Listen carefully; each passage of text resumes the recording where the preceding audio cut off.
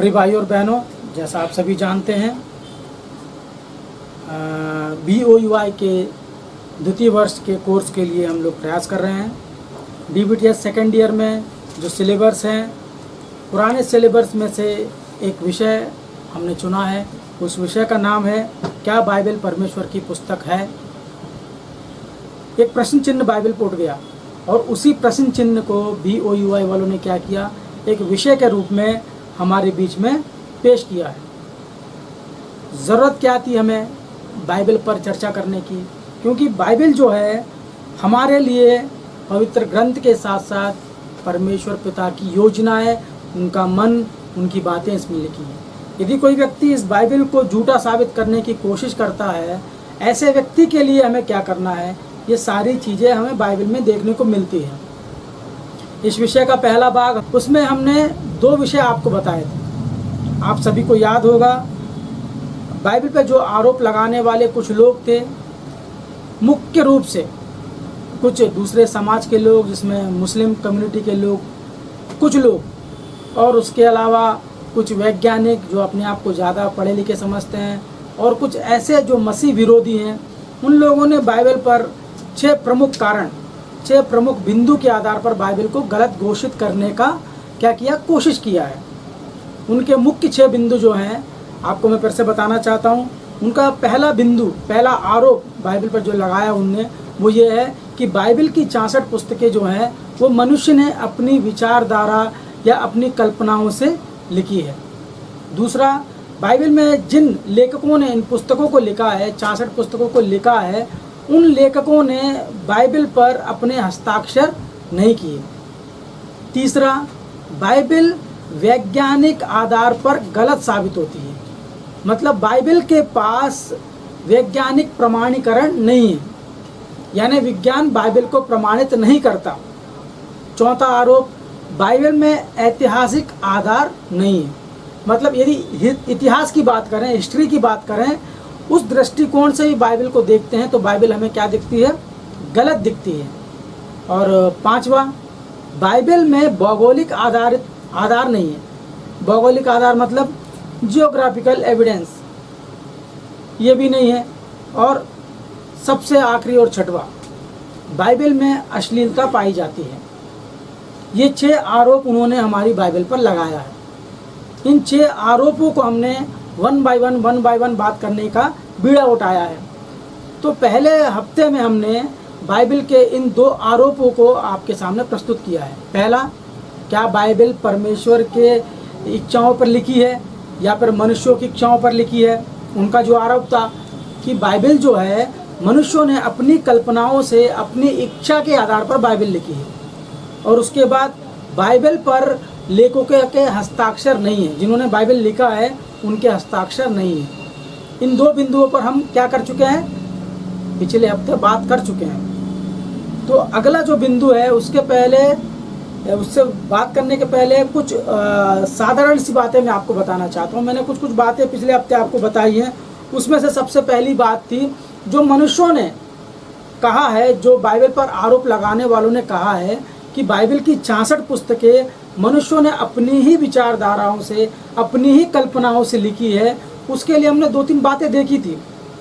उसमें सबसे पहली बात हमने जो देखी है, दूसरा पत्रस की पत्री, पहला अध्याय, उसका 20 एवं 21 में हमने पढ़ा है। दूसरा पत्रस की पत्री, उसका पहला अध्याय, उसका 20 एवं 21। हाँ, पर पहले यह जान लो कि पवित्र शास्त्र की कोई भी भविष्यवाणी किसी के अपने ही विचारधारा के आधार पर पूर्ण नहीं होती। क्योंकि यानी यहाँ पर पतरस ने स्पष्ट लिखा है कि बाइबल की जो भविष्यवाणियाँ हैं, बाइबल की जो बातें हैं, वो किसी की इच्छा के या उसके विचारधारा पे पूर्ण नहीं होती। मतलब बाइबल की जो बातें हम पढ़ते हैं वो कैसी है, मनुष्यों की इच्छा से नहीं है। और 21 में क्या लिखा है, क्योंकि कोई भी भविष्यवाणी मनुष्य की इच्छा से कभी नहीं हुई, पर भक्तजन पवित्र आत्मा के द्वारा उभारे जाकर परमेश्वर की ओर से बोलते थे। इन दोनों वचनों को पढ़ने के बाद हमें स्पष्ट रूप से एक बात समझ में आती है। इसमें दो बातें अच्छी लिखी हैं। पहली चीज, बाइबल की कोई भी बात मनुष्य ने अपने विचारधारा के आधार पर नहीं लिखी।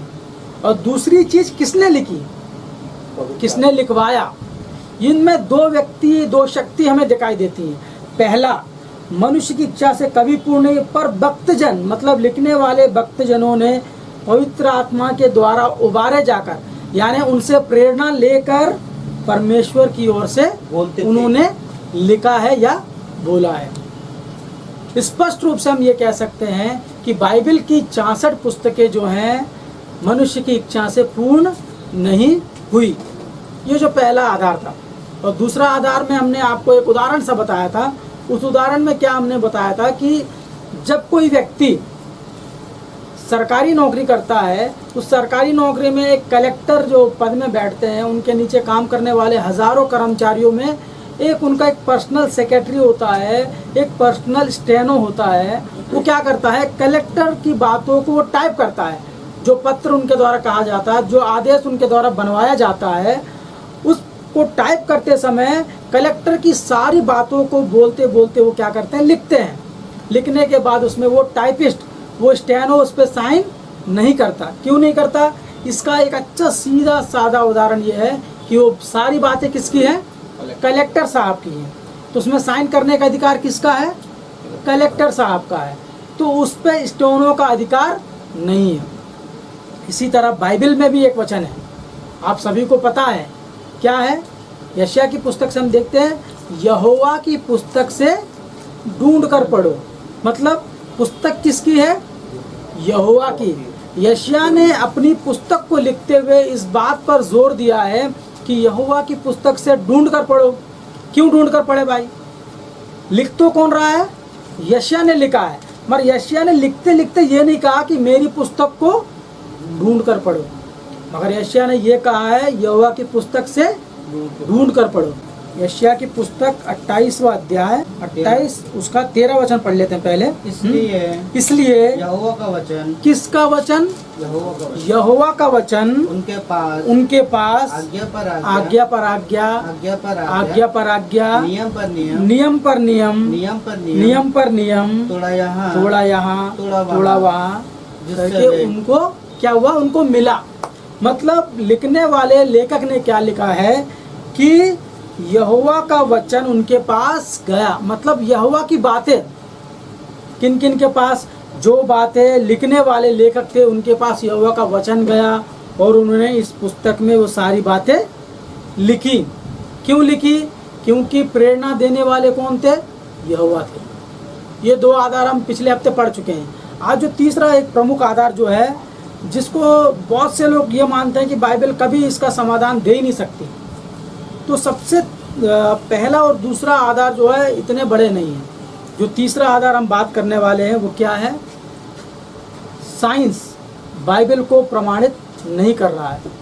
यानी विज्ञान जो है बाइबल को प्रमाणित नहीं कर पा रहा है, यानी विज्ञान बाइबल को सत्य नहीं कह पा रहा है। यानी लोग आज किस चीज़ पर ज़्यादा भरोसा करते हैं, किस बात को मानते हैं? जो वैज्ञानिक कह देता है, जो वैज्ञानिक बोल देता है, हमारे लिए क्या है, वो सर्वोपरि है। वैज्ञानिक की बात को हम कभी झुठला नहीं सकते। वैज्ञानिक के लिए हम क्या करते हैं, हर चीज़ सत्य मानते हैं। और ये भी लिखा है बाइबल में, वैज्ञानिकों ने जो बातें बताई हैं हमें, उन सारी बातों का खंडन बाइबल करती है। कैसे कैसे बाइबल में वैज्ञानिकों के विषय में, साइंस की जो बातें हैं, उनकी जो थ्योरियाँ हैं, उनके जो सिद्धांत हैं, उनके विषय में बाइबल में क्या क्या लिखा गया है। वैज्ञानिक जो होता है समाज के लिए एक बहुत ऊंचा स्थान रखता है।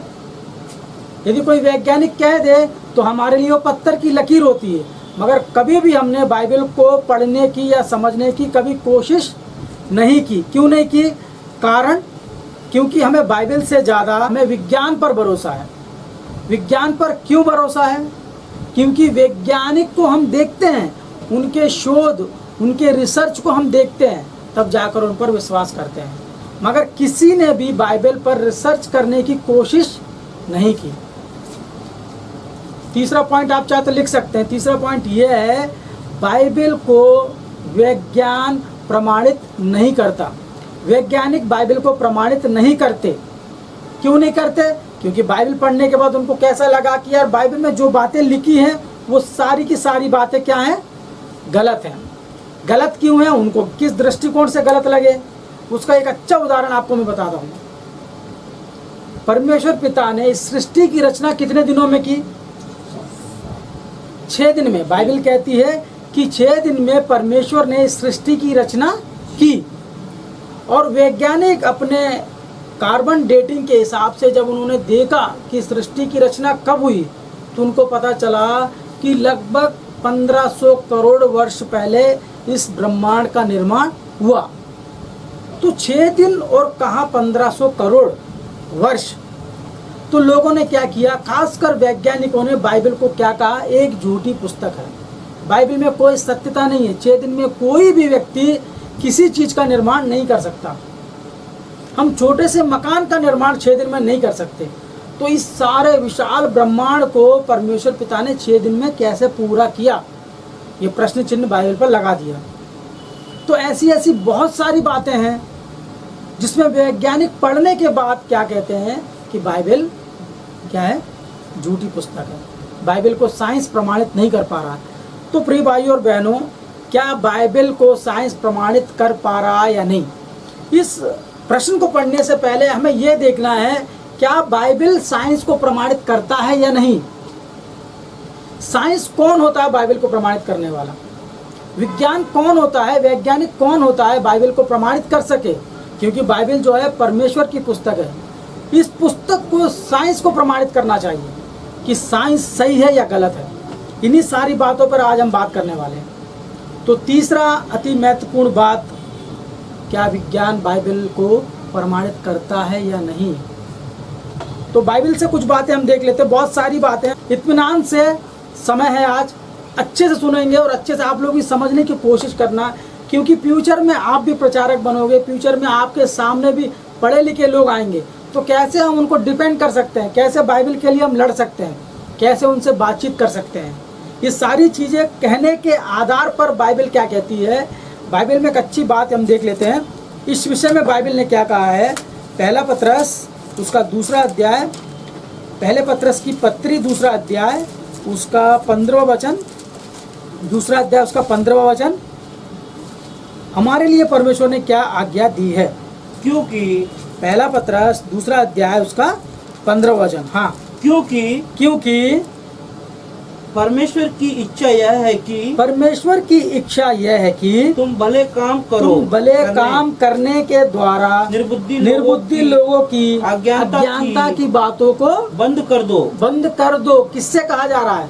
परमेश्वर पिता ने क्या लिखा है हमारे और सारे मसीह लोगों के लिए, कि ऐसा कोई व्यक्ति हो जो निर्बुद्धि की बात करता है, जो फूल्स होता है, जो बेवकूफ़ी की बात करता है, वो कहता है कि बाइबल परमेश्वर की पुस्तक नहीं है, मैंने बाइबल पढ़ा है, बाइबल में बहुत सारी गलतियां हैं। ऐसे लोगों के लिए परमेश्वर पिता ने हमारे लिए क्या लिखा है? क्योंकि परमेश्वर की इच्छा, उनकी इच्छा क्या है हमारे प्रति? उनकी इच्छा यही है कि तुम निर्बुद्धि लोगों की अज्ञानता की बातों को बंद कर दो। क्या कर दो? बंद कर दो। कैसे बंद करना है? वही आगे हम देखते हैं। आगे इसमें और देख लेते हैं। 3रा अध्याय उसका 15वां वचन, इसी पुस्तक में 3रा अध्याय उसका 15वां वचन देख लेते हैं, कैसे उनकी बातों को हम बंद कर सकते हैं। पर मसीह को प्रभु जानकर अपने अपने मन में पवित्र समझो, जो कोई तुमसे तुम्हारी आशा के विषय में कुछ पूछे, उसे उत्तर देने के लिए सर्वदा तैयार रहो। सर्वदा शब्द को आप समझते हैं क्या है? सर्वदा मतलब हमेशा, एनी टाइम। यदि आपसे एनी टाइम रात में 12 बजे भी आपसे कोई बाइबल के विषय में क्वेश्चन पूछता है, हमें क्या करना है? तैयार रहना है। और यहाँ तो लोगों ने प्रश्न पूछने की बजाय बाइबल पर क्या किया है? आरोप लगाया है। जो तुमसे तुम्हारी आशा के विषय में कुछ पूछे उसे उत्तर देने के लिए क्या करना है? सर्वदा तैयार रहना है। इसी प्रकार के प्रश्न हमारे मसीह समाज के लिए कुछ लोगों ने पूछे हैं। क्या बाइबल परमेश्वर की पुस्तक है? तो ऐसे लोगों को जवाब देने के लिए हमें क्या करना है? सर्वदा तैयार रहना है। और वो सर्वदा तैयार रहने के लिए हमें क्या करना है? पहले बाइबल को समझना है, बाइबल को सीखना है। लोग कहते हैं कि बाइबल पढ़ने से अच्छा प्रार्थना करो, पवित्र आत्मा आपको दर्शन में बताएगा, पवित्र आत्मा को सिखाएगा। ये सारी चीज़ें कहने की बात है। जब तक आप इस पर मनन नहीं करोगे, जब तक आप इस पर घुसोगे नहीं, बाइबल खोल के पढ़ोगे नहीं, तब तक आपको बाइबल समझ में नहीं आएगा। जब लोगों ने इस बाइबल पर आरोप लगाया है, उन आरोपों को हमें खंडित करना है, उन आरोपों को निराधार बताना है, तो क्या करना है? सबसे पहले हमें बाइबल खोलना है, बाइबल सीखना है। तभी हम अपने आशा के विषय में ऐसे निर्बुद्धि लोगों को हम जवाब दे सकते हैं। परमेश्वर पिता की यही योजना है, यही इच्छा है। जो कोई वचन के विषय में गलत बात करता है, चाहे वो अपना हो चाहे वो पराया हो, ये ज़रूरी नहीं है कि लोग गैर मसीही हमारे विषय में बात करते हैं, बाइबल के विषय में गलत प्रचार करते हैं। हमारे मसीह लोग भी बाइबल के विषय में गलत प्रचार करते हैं। ऐसे लोगों का भी हमें क्या करना है? मुंह बंद करना है। मैं नहीं, बाइबल कहती है। तो इन वचनों को पढ़ने के बाद हमारे अंदर एक तरंग, एक उत्साह पैदा होना चाहिए। परमेश्वर भी यही चाहते हैं, ऐसे लोग का मुंह हमें बंद करना है। तो ऐसे लोग का मुंह बंद करने के लिए हमें क्या करना है? बाइबल सीखना है। सीखने के बाद जो अगला जो हमारा काम है, बाइबल सिखाना है। तो ऐसे लोग को हमें जवाब देना है। तीसरा जो हमारा पॉइंट है, क्या विज्ञान बाइबल को प्रमाणित करता है कि बाइबल सही है या नहीं है? तो इस विषय में हम कुछ बातें देख लेते हैं। आप लोगों को कुछ वैज्ञानिकों के बारे में बताना चाहता हूँ। 16वीं शताब्दी से 18वीं शताब्दी तक मॉडर्न साइंस का जन्म हुआ। यानी वहाँ पर हम देखते हैं 16वीं शताब्दी के अंत से लेकर 17वीं शताब्दी से 19वीं शताब्दी तक और आज दिनांक तक कुछ ऐसे महान वैज्ञानिक हमारे इस धरती पर पैदा हुए जिन्होंने विज्ञान को देखने का नज़रिया बदल दिया। आज कुछ चीज़ों का उपयोग हम करते हैं, जैसे मोबाइल है, कैमरा है, साउंड सिस्टम है, बहुत सारी चीज़ें हैं। इन सारी चीज़ों का इन्वेंशन, खोज करने वाले लोग वही वैज्ञानिक थे। इन वैज्ञानिकों ने क्या किया? इतने अच्छे शोध, इतने अच्छे खोजें की हैं जिससे मानवता को अपने जीवन में सुगमता से जीने का अवसर मिला और साथ साथ कुछ समस्याएं भी आई। विज्ञान को जब हम बुरा बोलते हैं, बहुत से लोगों को, पढ़े लिखे लोगों को बुरा लगता है। कहते हैं अगर वैज्ञानिक ना होते, आप जो प्रकाश में रहते हो प्रकाश हमें नहीं मिलता, जिस कूलर और पंखे का आप इस्तेमाल करते हो वो हमें नहीं मिलता, जिस कूलर के लिए आप प्रतिदिन प्रयास करते हो वो हमें नहीं मिलता, एसी है, कितनी सारी चीज़ें हमारे जीवन को सरल सुगम बनाती हैं। उन सारी चीज़ों की खोज करने वाले कौन है? वैज्ञानिक है। और ऐसे वैज्ञानिकों पर आप आरोप लगाते हैं, ये अच्छी बात नहीं है। कुछ लोग ऐसा भी हमसे कहते हैं। हमें वैज्ञानिकों से निजी संबंध में या पर्सनली किसी से कोई दुश्मनी नहीं है। वैज्ञानिकों ने क्या किया? बाइबल को गलत साबित करने का पूरा प्रयास किया। कुछ मैं आपको पहले भी ये बातें बता चुका हूँ। अमेरिका में जो सीनेट होता है, उनका जो संसद भवन होता है, वहाँ पर एक कानून पास किया गया। आप जाके नेट में भी सर्च कर सकते हैं। 1982-83 में एक कानून पास हुआ, लुसियाना एक्ट। उस एक्ट में क्या होता है? पहले जो होता था, बाइबल जो थी मसीह लोगों के, मतलब अमेरिका में पाठ्यक्रम में शामिल थी। जो बच्चों को पुस्तकें पढ़ाई जाती थी, उन पुस्तकों में बाइबल को भी शामिल किया गया था। शामिल करने के बाद में, जो मैंने पहले आपको कुछ बातें बताई, 6 दिन में कैसे कोई इतनी बड़े सृष्टि का निर्माण कर सकता है, तो बाइबल उनको गलत लगी, क्योंकि उनका देखने का नज़रिया गलत था। इस आधार पर एक कानून पास किया गया और बाइबल जैसी महान पुस्तक को उस पाठ्यक्रम में से अलग किया गया। क्यों? बाइबल को साइंस प्रमाणित नहीं कर पा रहा। इसी एक्ट के कारण कुछ लोगों ने क्या किया? अमेरिका जैसे 90 से 96% जो मसीह लोग हैं, ऐसे लोगों ने बाइबल का जब विरोध किया, तो गैर मसीह लोगों के लिए तो ये क्या मिल गया? एक बहाना मिल गया। तो ऐसे लोगों ने क्या किया? विज्ञान को अपना देवता मान लिया, विज्ञान को अपना परमेश्वर मान लिया और बाइबल को अपने समाज से अलग किया। तो ऐसे लोगों को हम कैसे जवाब देंगे? जो आज हम देखने वाले हैं, सुनने वाले हैं, यही सारी बातें हैं। बहुत लोगों को बुरा भी लग सकता है कि वैज्ञानिकों कितना बुरा बोल रहा है, मगर पहले ही मैं बता रहा हूँ, वैज्ञानिकों से हमारा कोई पर्सनल दुश्मनी नहीं है, क्योंकि उन्होंने बाइबल की बातों को चुरा कर क्या किया, अपना बताया, जो आपको मैं आगे दिखाने वाला हूँ। सबसे पहले एक वैज्ञानिक का नाम आप सभी को पता है, सर आइजैक न्यूटन। आपने सुना है सर आइजैक न्यूटन ने क्या क्या शोध किए, हम सभी को पता है। उसमें सबसे अच्छा और सबसे बड़ा उनका जो इन्वेंशन था, उन्होंने एक शोध किया और ये बताया कि जो हमारी पृथ्वी है वो शून्य पर लटकी है। कैसे लटकी है? शून्य पर लटकी। शून्य पर लटकी का मतलब यानी पृथ्वी जो है बिना टेक के, बिना आधार के लटकी है और घूम रही है, सूर्य के चक्कर लगा रही है। जब ये शोध उन्होंने कब बताया समाज में, उन्होंने सन 1648 को इस बात को उजागर किया कि हमारी पृथ्वी जो है शून्य पर लटकी है, बिना आधार के हवा में लटकी है। किसने बताया? सर आइजैक न्यूटन ने। कब बताया? सन 1648। आप लोग ये सन जरूर लिखना कि बाइबल ने जो बातें हमें बताई वो कब बताई है और वैज्ञानिक ने हमें कब बताई है। सर आइजैक न्यूटन ने सन 1648 में ये बताया पृथ्वी शून्य पर लटकी है। इसके बाद लोगों ने क्या किया?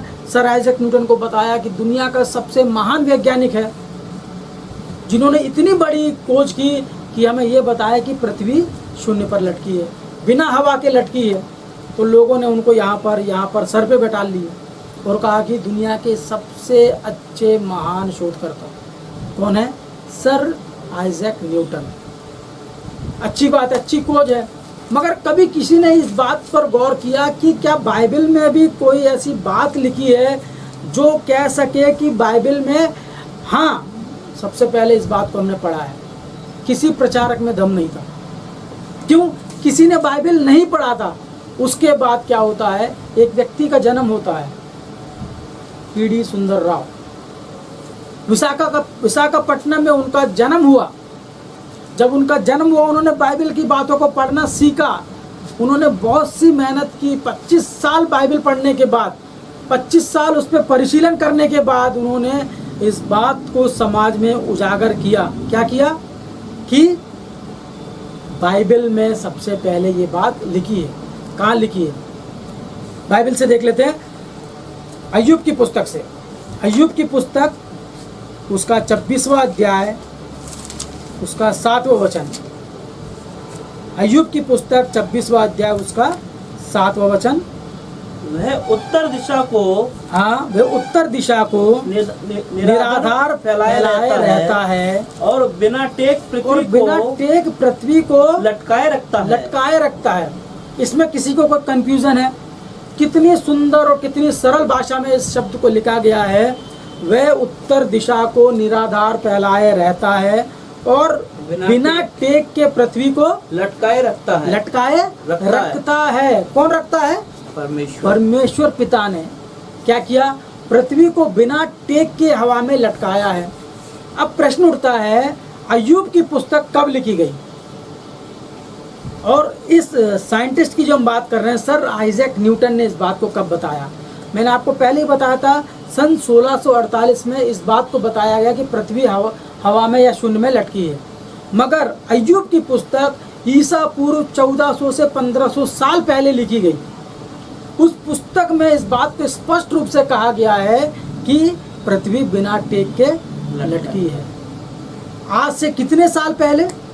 आज से 3000 यानी 3100 साल पहले एक बात हमें बाइबल में मिलती है, पृथ्वी हवा में लटकी है।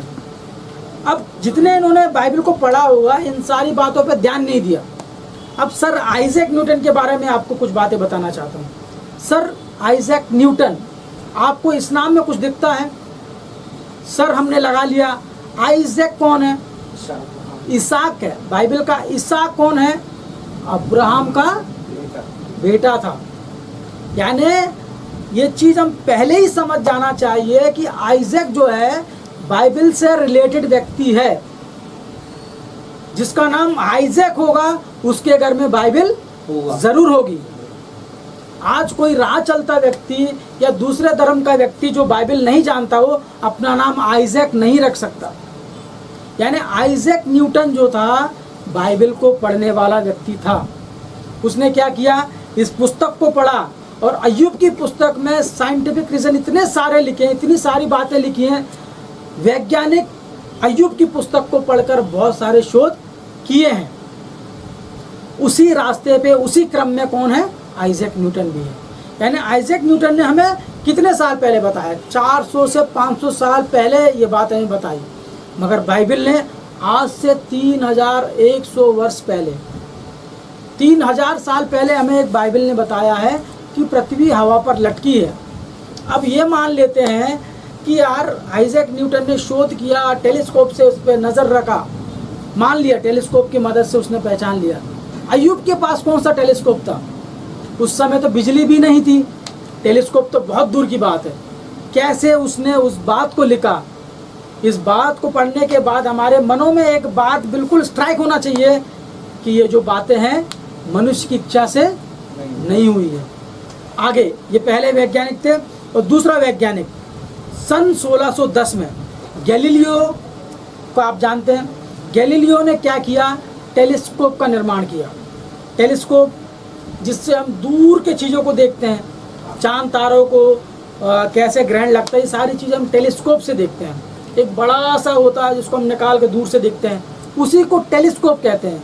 उसी टेलीस्कोप के आविष्कार के बाद कुछ लोगों ने समाज में ये बताया, कुछ लोग मतलब वैज्ञानिक क्या बताते हैं कि चंद्रमा का स्वयं का प्रकाश नहीं होता। जो चांद हम देखते हैं उसमें जो प्रकाश हमें दिखाई देता है वो प्रकाश उसका नहीं है। जो रोशनी में सफ़ेद सी दिखती है, दूधिया कलर की दिखती है, जिसको हम अच्छा लगता है रात में देखने में, पूर्णिमा में, अमावस्या में जब हम देखते हैं पूरा चांद कितना चमकता है, वो जो रोशनी है वो चांद की नहीं है। वैज्ञानिकों ने ये बताया कि चंद्रमा के पास स्वयं का प्रकाश नहीं है, मतलब स्वयं के प्रकाश में नहीं है।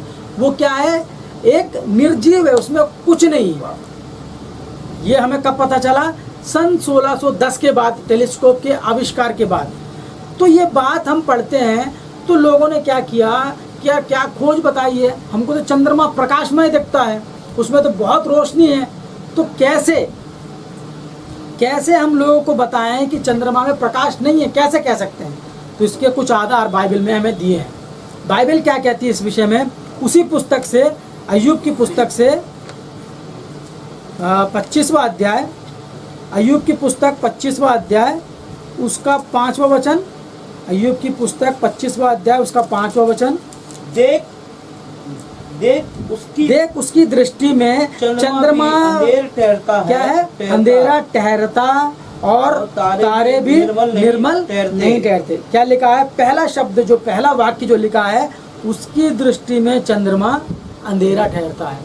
मतलब परमेश्वर की दृष्टि में चंद्रमा में प्रकाश नहीं है। मतलब बनाने वाले को पता है ना कहाँ प्रकाश है कहाँ नहीं है। उसकी दृष्टि में चंद्रमा में क्या है, अंधेरा है।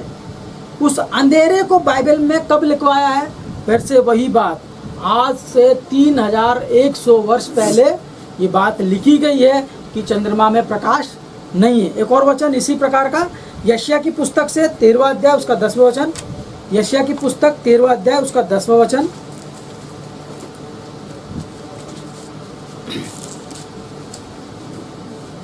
यशायाह 13:10। क्योंकि आकाश के तारागण और बड़े बड़े नक्षत्र अपना प्रकाश नहीं देंगे और सूर्य उदय होते होते अंधेरा और चंद्रमा अपना प्रकाश ना देगा। इसका अर्थ क्या है, वैज्ञानिकों ने ये बात बताई है कि जो चंद्रमा में प्रकाश हमको दिखाई देता है उसके स्वयं का नहीं है। इसका मतलब उसको प्रकाश कहीं से मिलता है। आज जो ये हम इस कमरे में बहुत सारी चीज़ें देखते हैं, इन सारी चीज़ों में हमारा कैमरा भी है, हमारे स्पीकर भी हैं, हमारा पंखा भी है, इनमें प्रकाश नहीं है। प्रकाश कहाँ से है, हमारे ट्यूबलाइट से। उस ट्यूबलाइट का प्रकाश जब हमारे मोबाइल में, जब हमारे पंखे में पड़ता है तो वो भी क्या दिखते हैं, प्रकाशमय दिखते हैं। इसी प्रकार चंद्रमा जो है खुद का प्रकाश नहीं है, फिर भी चमक रहा है। इसका मतलब ये है कि चंद्रमा को प्रकाश कहाँ से मिलता है? सूर्य से मिलता है। इसमें हम नहीं पढ़ा ना, क्योंकि आकाश के तारागण और बड़े बड़े नक्षत्र अपना प्रकाश ना देंगे, और ना देंगे मतलब जो प्रकाश में तारागण हैं, जो सूर्य है, सूर्य क्या है? सूर्य भी एक तारा है। लिखा ना, सूर्य और सूर्य उदय होते होते अंधेरा हो जाएगा और चंद्रमा अपना प्रकाश ना देगा। यानी जब सूर्य अंधेरा हो जाएगा, सूर्य में प्रकाश नहीं होगा, तो ऑटोमेटिक क्या होगा? चंद्रमा भी प्रकाश नहीं देगा। समझ पा रहे हैं ना? यानी चंद्रमा को प्रकाश देने वाला सूर्य जब बुझ जाएगा तो ऑटोमेटिक चंद्रमा का प्रकाश भी समाप्त हो जाएगा। मतलब चंद्रमा में स्वयं का प्रकाश नहीं होता। ये कब बताइए? सन 1610 में गैलीलियो के टेलीस्कोप के आविष्कार के बाद। और इसी बात को अयूब ने कब बताया है? ईसा पूर्व 1400 से 1500 वर्ष पहले। तो कौन महान हुआ? क्या बाइबल को प्रमाणित करने के लिए साइंस की आवश्यकता है? क्या विज्ञान को इतनी शक्ति है कि वो बाइबल को प्रमाणित कर सके? कभी नहीं पड़ेगी बाइबल को। आगे कुछ और बातें देख लेते हैं। आप ईयर जरूर लिखते जाना जो मैं सन बताते जा रहा हूँ। सन 1962 में एक और वैज्ञानिक, जिनका नाम क्या था? Robert boil. 1662 में जिनका नाम रॉबर्ट बॉयल था, उन्होंने अपने एक खोज में ये बताया कि हवा में क्या होता है? वज़न होता है। हवा में वेट होता है, वेट वज़न होता है। जिस हवा को हम महसूस करते हैं ना, उस हवा पे जब उसने परिशोध किया, जब शोध किया, रिसर्च किया, तो उसको ये पता चला कि हवा में वज़न होता है। और इस बात को समाज में बताया। समाज में बताने के बाद क्या हुआ? अरे जिस हवा को हमने कभी देखा नहीं, इस वैज्ञानिक ने उस हवा में क्या देखा? वज़न को देखा। और सत्य बात है, हवा में वज़न होता है। और इस वज़न को बताने के बाद लोगों ने क्या किया? रॉबर्ट बॉयल को भी एक अच्छे शुमार वैज्ञानिकों की लिस्ट में रख दिया। एक महान वैज्ञानिक के रूप में ये भी कहे जाने लगे। अब इस बात को बाइबल ने कब बताया? पहले हमने वैज्ञानिक की बातें देखी, फिर उसके बाद बाइबल की बातें देखी, और उनके बीच का टाइम डिफरेंस देखा। जो अंतर देखा, उसमें कितना अंतर निकल रहा है? कम से कम 2 से 3,000 साल का अंतर निकल रहा है। यानी आज से 3,100 साल पहले एक सामान्य व्यक्ति ने, जब विज्ञान की खोज नहीं हुई, जब प्रकाश की खोज नहीं हुई, जब बिजली की खोज नहीं हुई, किसी आधुनिक उपकरण उस समय नहीं थे, ऐसे व्यक्ति ने पृथ्वी पर रहते हुए उतने दूर आकाश मंडल में जो गतिविधियां थी, उनको कैसे लिखा? ये बात सोचने वाली है। और जो हवा में जो वज़न होता है, उसके विषय में भी अयूब ने अच्छी बात लिखी है, उसको भी देख लेते हैं। अयूब की पुस्तक से 28वां अध्याय, अयूब की पुस्तक 28वां अध्याय, उसका 25वां वचन। अयूब की पुस्तक 28वां अध्याय, उसका 25वां वचन। जब उसने वायु का तौल ठहराया। क्या ठहराया? वायु का तौल ठहराया।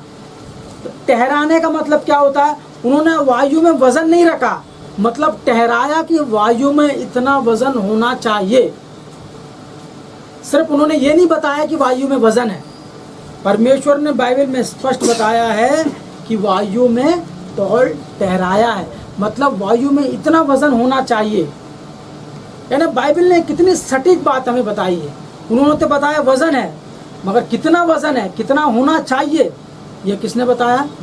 बाइबल ने बताया। तौल ठहराया यानी बताया कि तुम्हारे अंदर इतना वजन होना चाहिए। किसने बताया? अयूब ने बताया। अयूब को किसने बताया? अयूब को परमेश्वर पिता ने बताया कि ये बातें लिख जो मैं कह रहा हूँ। जब उसने लिखा, उनको भी नहीं पता था कि वायु में वजन होता है। कैसे पता चलेगा? हम भी तो सांस लेते हैं, हम भी तो चलते हैं हवा में। कभी हमने सोचा कि हवा में वजन होता है? नहीं।